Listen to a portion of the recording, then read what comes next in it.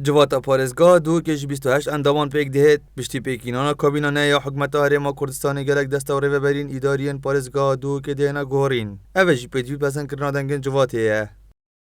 پشتی چەند جارێکا ئەو پرۆژێ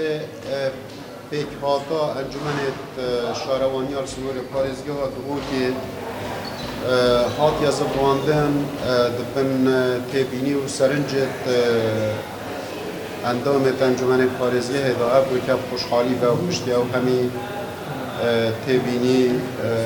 هاتینە چارە سەرکردن ئەشلای ڕێوەبەرێ گشتی و ستافێوی شارەوانیە پارێزگا دووکێ بە خۆشبەختانە ئەبووکە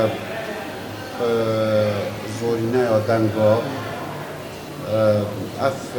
انجمن هات نپسند کردن انجمن شارەوانی سنووری پارێزگا دووکێ 48 باژەڕوانیان سەر پارێزگا دووکێ و دەست بکار بوون پشتی دەنگên pêdivî li ser navên wan hatîne dan lê endamên civatên serbêyeketî niştîmanî û goranowê girt û deng li ser nedan.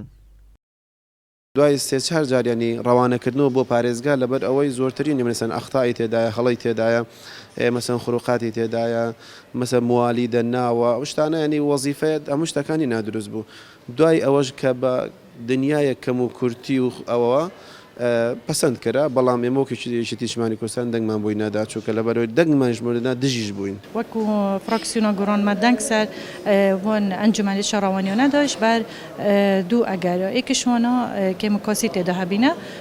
یا دوێژی و بەشداریە هیچ لایەنێکی سیاسی وان ئەنجومەنەدا نەبووە یعنی بتەنێ لایەنێکی سیاسی ئەف ئەنجومەنە پێکینایە جێداخەیە کو ئەڤروکە ئەنجومەنی شەرەوەت هاتنە پێکینان بێک و لایەنێکی سیاسی دی بەشدار بتێدا کو ئەڤروکە